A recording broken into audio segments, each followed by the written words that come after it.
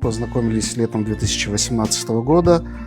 Я тогда был финансистом одного из бизнесменов. Этот же бизнесмен, он является бизнес-тренером и консультировал бизнесменов. Талгат Саханович приехал к нему, и там мы познакомились. Но более глубокое, более близкое знакомство у нас произошло позже. Он подъехал, и мы с ним обстоятельно уже познакомились, кто мы и чем мы можем быть друг другу полезны. У него тогда были проекты, которые, к сожалению, были убыточны, и у него была проблемная задолженность перед одним из банков. Вот, и он спрашивал меня совета, как быть. Вы что скажете, Анатолий? Пожелаю талгатовым подписчикам, если они захотят заняться бизнесом, прежде всего надо продумать идею. Все начинается с идеи. Потом эту идею надо переложить на бумагу, сделать план. Да? Отношения переросли в какое-то дружеское отношение, да? Но в то же время нам удалось и дружеское отношение, и какие-то вот рабочие моменты между консультантом и клиентом, да, сохранить. Он меня пригласил на работу. Сейчас я в группе компании Key Photo Par работаю на должности финансового директора. Достар, Анатолий Мырзаның кабинетіне келдім. Инвестиционный компания ашып жатыр. Поздравляю, брат, от души, что у вас все было хорошо. И больше денег желаю. И как раз становление и развитие компании Key Photo Par, я ему говорил: Талгат, напиши бизнес-план. Говорит, не надо бизнес-план, у меня все в голове есть. Я ему объяснял: нет, на бумаге это лучше. Почему? Потому что то, что в голове, ты можешь забыть, не так пойдет. Сядь хотя бы в ежедневнике, распиши. Он такой: как это, зачем, не буду, у меня все есть в голове. Сейчас он понимает, что нужны эти расчеты, да, и без расчетов он сейчас старается это не делать. И еще то, что вот в чем он вырос, да, как раз-таки в 2019 году был момент, когда ему нужны были деньги. И он сидел, он прям переживал то, что нету денег, да, бизнес не начал развивать, что делать. Я ему сказал: вот у тебя есть телефон, что там есть? Он говорит: в телефоне есть там выход в интернет, фонарик, еще что-то. Нет, говорю, у тебя есть записная книжка. Сколько контактов? Там сколько-то контактов у него было. Я ему сказал: звони. И вот он позвонил меньше, чем 80 контактам. Каждому звонит: вот я там такой-то, помнишь меня? Мне нужны вот такие-то деньги. Поначалу он стеснялся, потом он уже привык это делать. Сейчас он спокойно разговаривает и с частными инвесторами, и с банками. И то, каким он был тогда, в 2019 году, когда он звонил первым своим инвесторам, и то, как он это делает сейчас, это большая разница. Во-первых, когда он непосредственно сидел здесь в компании и исполнял обязанности генерального директора, он своим опытом, своим жизненным опытом, своим профессиональным опытом всегда помогал сотрудникам каким-то советам.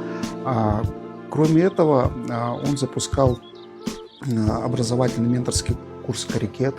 Прошло 7, 8 или 9 потоков уже где-то, да, я точно сейчас не скажу. Через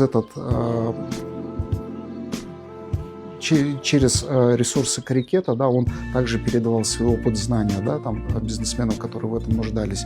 Плюс он постоянно все, что происходило у него в жизни, в бизнесе, он все это показывал в Инстаграме. Где-то ему даже говорил: не надо, не показывай это. Вот, он открыт, и его подписчики, наверное, да, вот, которые вот с тех времен сейчас, они тоже видят то, как он изменялся, и то, чем он делился. Если он раньше делился просто тем, что происходит в жизни, то сейчас он делится именно опытом своей жизни, который может быть полезен и простому человеку, и бизнесмену. Поэтому его деятельность, она направлена не только на получение прибыли, как деятельность любого бизнесмена, да, она предназначена для этого, но и то, что он делится своим опытом, это тоже хорошо и для общества, и для бизнес-комьюнити в целом. А в 2020 году, как раз февраль месяц, перед карантином, еще перед закрытием, что-то уже начало закрываться. Он вместе с одним сотрудником приехал ко мне. Нигде мы не могли сесть, все офисы закрыты, все кафе закрыты. Мы сидели возле одного торгового центра в машине, купили какую-то шаурму, чай. И он сказал такую идею: я хочу поехать в Россию, есть одна компания, и хочу купить у них франшизу. А вот представитель его команды, который с нами был на встрече, был против, я был против. Я ему говорил, лучше эти деньги возьми, поедь, купи машины. Тогда он начинал с самых низов. По сути, вот самый низ автобизнеса – это что? Это просто перекуп. Откуда вот начинается карьера, да, в автобизнесе, да. Вот. Я говорю, лучше купи на эти деньги машины, да, там, и будем их перепродавать. Вот. Он, нет, я поеду туда. Вот. Тогда мы, вот, в частности, я и его команда этого не понимали, да. То же самое, например, в открытии филиалов, да. Почему команда иногда не понимала его решений? Потому что мы видели это со стороны своего мнения, но мы же не знали, что у него в голове, мы не знали, какие у него были встречи, какие у него были возможности, да. Но это в любом бизнесе, да, что учредитель, да, инициатор проекта, он стоит над командой в плане понимания перспектив проекта. И не всегда у него есть время на то, чтобы довести до команды какие-то тонкости. Это нормальная ситуация, это в любом бизнесе. Да? Руководитель дает команде распоряжение, исходя из той стратегии, которую он понимает. А когда наступит время, да, он доводит стратегию, то говорит, это вот так, это вот так, это вот так. Мы это все понимаем и переходим. Да?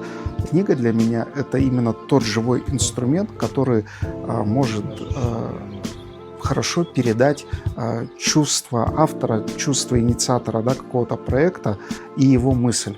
Потому что социальные сети, Инстаграм, видео, да, оно передает на одном уровне информацию, книга передает эту информацию на другом уровне. Я благодарен ему за ту книгу, которую он сейчас пишет. Почему? Потому что я уверен, что эта книга принесет пользу тысячам и тысячам людей.